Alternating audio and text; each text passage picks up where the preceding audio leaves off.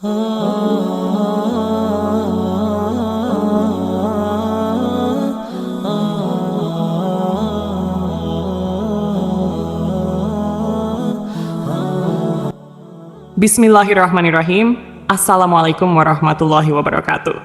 Syukur alhamdulillah kita bisa berjumpa lagi di channel ini. Sholawat dan salam selalu dan tetap tercurahkan kepada junjungan kita Nabi besar Muhammad Shallallahu Alaihi Wasallam. Allahumma sholli ala Sayyidina Muhammad. Harapan dan doa saya, semoga saudaraku semuanya selalu diberikan kesehatan, dilapangkan rezekinya, diampuni dosa-dosanya, dan dipanjangkan umurnya. Amin ya Rabbal Alamin. Sahabat beriman yang dirahmati Allah, dalam 5 rukun Islam, salat adalah rukun pertama yang wajib dikerjakan. Ibadah salat juga merupakan tiang agama. Salat adalah kewajiban bagi setiap umat Islam sebagai bukti kecintaan kita kepada Allah. Ada 5 waktu salat wajib yang tidak boleh ditinggalkan, yaitu salat subuh, zuhur, asar, maghrib, dan isya. Jika ditinggalkan, maka akan mendapatkan dosa besar. Meskipun berada dalam kondisi yang tidak memungkinkan, salat adalah hal yang wajib dikerjakan. Meskipun tidak bisa berdiri, maka dibolehkan untuk duduk. Jika tidak bisa duduk, maka diperbolehkan berbaring, bahkan bisa dikerjakan dengan hati. Karena itu, sangatlah tidak logis apabila seseorang mengaku beriman kepada Allah, namun meninggalkan ibadah yang berfungsi sebagai tiang agama. Di berbagai dalil Al-Quran maupun hadis, Allah Subhanahu wa Ta'ala serta Rasulullah Shallallahu Alaihi Wasallam telah menetapkan dengan jelas mana salat yang wajib dan sunnah. Namun meskipun demikian, masih banyak yang menyepelekan salat. Rasulullah Shallallahu Alaihi Wasallam bersabda, "Inti dari segala perkara adalah agama Islam, dan tiang penopangnya adalah salat." Hadits riwayat Tirmidzi. Meskipun salat merupakan tiang agama, namun bagi segelintir muslim saat ini, kedudukan tersebut kerap kali dianggap enteng. Alhasil, salat yang seharusnya mampu mendatangkan pujian dari Allah justru berubah menjadi ibadah yang sangat dibenci oleh Allah dan Rasul-Nya. Bagaimana tidak, esensi utama dalam salat adalah mencari ketenangan dan kekhusyukan. Mengerjakan salat harus dengan ketenangan dan kekhusyukan, atau yang biasa disebut dengan tumakninah. Salat tanpa tumakninah bisa menghilangkan ruh dari salat itu sendiri. Parahnya, salat yang seperti cacing kepanasan atau terburu-buru tanpa menyertai tumakninah sering terjadi di sekitar kita. Ada hadis yang perlu kita ketahui, di mana Rasulullah pernah mengibaratkan orang yang salat tanpa tumakninah sama dengan kejahatan seperti seorang pencuri. Rasulullah Shallallahu Alaihi Wasallam bersabda, "Sejahat-jahat pencuri adalah orang yang mencuri dari salatnya." Para sahabat bertanya, "Wahai Rasulullah, bagaimana dia mencuri dari salatnya?" Beliau menjawab, "Orang yang tidak menyempurnakan rukuk dan sujudnya." Hadits riwayat Ahmad. Kondisi yang dijelaskan dari hadis ini ternyata berangkat dari pengalaman Rasulullah bersama para sahabat. Hari itu, setelah Rasul selesai salat berjamaah, tiba-tiba seorang laki-laki masuk ke dalam masjid dan langsung mengerjakan salat sendirian. Anehnya, ketika salat, laki-laki itu melakukan gerakan rukuk dan sujud tanpa disertai jeda. Melihat hal itu, Rasulullah kemudian berkata di hadapan sahabatnya, "Apakah kalian menyaksikan gerakan salat laki-laki tersebut? Barang siapa yang semasa hidup melakukan salat seperti itu, maka dia meninggal tidak dalam keadaan Islam." Tak berhenti sampai di situ, di hadapan para sahabatnya, Rasul juga mengatakan bahwa model ibadah seperti itu ibarat burung gagak yang sedang mematuk darah, atau seperti orang lapar yang hanya makan sebutir atau 2 butir biji kurma tanpa pernah merasakan kekenyangan. Dalam buku Agar Sholatmu Makin Khusyuk, karya Syekh Muhammad Sholeh Al-Munajid, dijelaskan bahwa salah satu dosa orang yang mengerjakan salat adalah tidak memperhatikan rukun salat, yaitu tumakninah. Memang, tidak ada yang bisa menyangkal bahwa perkara diterima atau tidaknya suatu amalan hanyalah ketentuan Allah Subhanahu wa Ta'ala. Tetapi, sebagai umat Muslim, kita juga harus mengetahui bahwa ibadah-ibadah yang telah ditetapkan rukunnya tak bisa diubah atau dilanggar. Oleh sebab itu, dalam salat pun tidak boleh sembarangan menunaikannya. Ada cara dan tuntunan yang harus sesuai dengan ajaran Nabi Muhammad Shallallahu Alaihi Wasallam.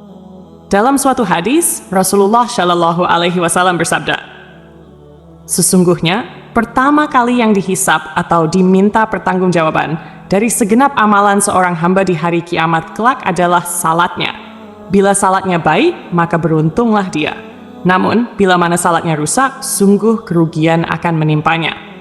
Rajin menjalankan salat tentu merupakan hal yang sangat baik dan mulia, namun tidak serta-merta menjamin seseorang menjadi hamba yang dekat dengan Allah Subhanahu wa Ta'ala. Lalu, siapakah orang-orang yang rajin salat namun justru jauh dari Allah? Dan seperti apa ciri-cirinya? 1. Orang yang lalai dalam salat. Sekalipun salat merupakan tiang agama, ternyata ada jenis salat yang sangat dibenci oleh Allah, yaitu salat yang dikerjakan dengan lalai. Pada hari kiamat nanti, ada banyak orang yang membawa salatnya kepada Allah, lalu salat mereka dilipat-lipat seperti pakaian yang kumal, kemudian dilemparkan ke wajah mereka. Allah tidak menerima salatnya. Bahkan ada yang celaka dengan salatnya, sebagaimana firman Allah dalam surah Al-Ma'un ayat 45. Maka celakalah bagi orang-orang yang salat, yaitu orang-orang yang melalaikan salatnya. Rasulullah Shallallahu Alaihi Wasallam juga pernah bersabda, akan datang pada umat Muhammad suatu zaman, banyak orang yang merasakan dirinya salat, padahal mereka sebenarnya tidak salat. Perintah salat adalah untuk mengingat Allah Subhanahu wa Ta'ala, sebagaimana disebutkan dalam surah An-Nisa ayat 43, sehingga kamu mengetahui apa yang kamu ucapkan. Yang dimaksud lalai adalah tidak mengetahui maksud apa yang dibaca dan dikerjakan dalam salat, atau tidak memperhatikan syarat, rukun, dan ketentuan-ketentuan lainnya. Akibatnya, yang diperoleh hanyalah kelelahan tanpa pahala. Rasulullah Shallallahu Alaihi Wasallam bersabda, berapa banyak orang yang salat, keuntungan yang diperoleh hanyalah payah dan letih. Salat seperti ini tidak akan menambah dekat kepada Allah, bahkan bisa menjauhkan. Rasulullah menegaskan, barang siapa yang salatnya tidak dapat mencegah perbuatan keji dan mungkar, maka tiada bertambah baginya kecuali semakin jauh dari Allah. Orang yang suka menggunjing orang lain. Allah Subhanahu wa Ta'ala berfirman dalam surah Al-Mudaththir ayat 42-48. Apakah yang memasukkan kalian ke dalam neraka sakar? Mereka menjawab, kami dahulu tidak termasuk orang-orang yang mengerjakan salat, dan kami tidak pula memberi makan orang miskin. Kami juga suka membicarakan hal yang batil bersama orang-orang yang membicarakannya, dan kami mendustakan hari pembalasan hingga datang kepada kami kematian. Dalam ayat ini, salah satu penyebab seseorang masuk neraka adalah suka membicarakan kejelekan orang lain. Orang yang salat, namun suka membicarakan aib orang lain, akan ditempatkan di neraka sakar. Allah melarang perbuatan ini, sebagaimana firman-Nya dalam surah Al-Hujurat ayat 12. Wahai orang-orang yang beriman, jauhilah banyak dari prasangka, karena sebagian prasangka itu dosa. Janganlah mencari-cari kesalahan orang lain, dan janganlah menggunjing satu sama lain. Adakah seseorang di antara kalian yang suka memakan daging saudaranya yang sudah mati? Maka tentulah kalian merasa jijik kepadanya. Bertakwalah kepada Allah, sesungguhnya Allah Maha Penerima Taubat lagi Maha Penyayang. 3. Orang yang acuh pada sesama. Allah Subhanahu wa Ta'ala berfirman, sesungguhnya aku hanya akan menerima salat orang-orang yang merendahkan dirinya karena kebesaranku, menahan dirinya dari hawa nafsu karena aku, dan mengisi sebagian waktu mereka untuk mengingatku. Orang yang acuh pada sesama, tidak peduli terhadap kebutuhan orang lain, atau hanya fokus pada dirinya sendiri, menunjukkan bahwa esensi salat belum diterapkan dalam kehidupannya. Salat seharusnya mendidik manusia untuk lebih peduli, merendah hati, dan berbuat kebaikan kepada sesama. Siangnya untuk berzikir kepadaku, melazimkan hatinya untuk takut kepadaku, tidak sombong terhadap makhlukku, memberikan makan kepada orang yang lapar, memberikan pakaian kepada orang yang telanjang, menyayangi orang yang terkena musibah, serta memberikan perlindungan kepada orang yang terasing. Kelak, cahaya orang itu akan bersinar seperti cahaya matahari. Aku akan berikan cahaya ketika dia dalam kegelapan, aku akan berikan ilmu ketika dia tidak tahu. Aku akan lindungi dia dengan kebesaranku, dan aku akan suruh malaikat menjaga dirinya. Jika dia berdoa kepadaku, aku akan segera menjawabnya. Dan jika dia meminta kepadaku, aku akan segera memenuhi permintaannya. Perumpamaannya di hadapanku adalah seperti perumpamaan surga Firdaus. Dalam hadis yang lain, Rasulullah Shallallahu Alaihi Wasallam menyebutkan bahwa salah satu cara mendekatkan diri kepada Allah adalah bersifat dermawan dan senang membantu orang lain, terutama kepada mereka yang sedang kesulitan.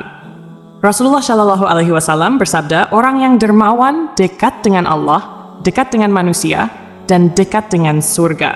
Sedangkan orang yang bakhil atau pelit jauh dari Allah, jauh dari manusia, dan dekat dengan neraka. Orang yang dermawan, insya Allah, akan menemukan kenikmatan di dalam salatnya. Ia akan memperoleh kenikmatan tersebut karena dijaga oleh para malaikat, diberi cahaya dalam kegelapan, dan diberi ilmu secara langsung oleh Allah yang masuk ke dalam hati sanubarinya. Orang yang ria, sebab pertama yang mampu menjerumuskan seorang ahli ibadah sehingga mendapatkan azab, bahkan menjadi penghuni neraka, adalah sifat ria. Hal ini terjadi apabila semua amal saleh yang dilakukan di dunia bukan untuk mencari ridha Allah, melainkan untuk pamer dan mengharap pujian dari manusia. Allah Subhanahu wa Ta'ala berfirman, "Sesungguhnya orang-orang munafik itu menipu Allah, dan Allah akan membalas tipuan mereka. Apabila mereka berdiri untuk salat, mereka berdiri dengan malas. Mereka bermaksud ria dengan salat di hadapan manusia, dan tidaklah mereka menyebut Allah kecuali sedikit sekali." An-Nisa. Oleh karena itu, sebaik-baiknya amalan adalah amalan yang dilakukan dengan ikhlas, murni lillahi ta'ala, hanya demi Allah. Cukuplah kita berharap kepada ridha dan balasan darinya, karena Allah Subhanahu wa Ta'ala adalah seadil-adilnya pemberi balasan.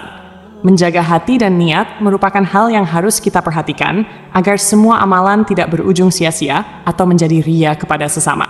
Orang yang suka berdusta adalah salah satu dosa besar yang diancam dengan siksa pedih di akhirat kelak. Di zaman sekarang, kebohongan tampaknya sudah menjadi kebiasaan di masyarakat. Padahal, sekecil apapun kebohongan tetap dianggap dosa besar. Meskipun seseorang rajin salat dan beribadah, jika lisannya suka berbohong, maka salat dan ibadahnya akan sia-sia. Kebohongan akan menghapus amal-amalnya. Jika ia mati tanpa bertaubat, maka ia akan dimasukkan ke dalam neraka. Allah Subhanahu wa Ta'ala berfirman, "Sesungguhnya yang mengada-adakan kebohongan hanyalah orang-orang yang tidak beriman kepada ayat-ayat Allah, dan mereka itulah orang-orang pendusta." Berenah Aisyah, berbohong adalah salah satu ciri dari golongan orang-orang munafik. Oleh karena itu, kita sebagai umat Islam wajib menjauhi tindakan dusta, karena hal itu dapat menyengsarakan kita di dunia maupun di akhirat. Semoga kita termasuk golongan orang-orang yang rajin salat dan dekat dengan Allah Subhanahu wa Ta'ala, sehingga kita mendapatkan ridhanya dan menetap di surganya kelak. Amin ya Rabbal Alamin. Demikian yang bisa saya bagikan, semoga bermanfaat untuk kita semua. Wassalamualaikum warahmatullahi wabarakatuh.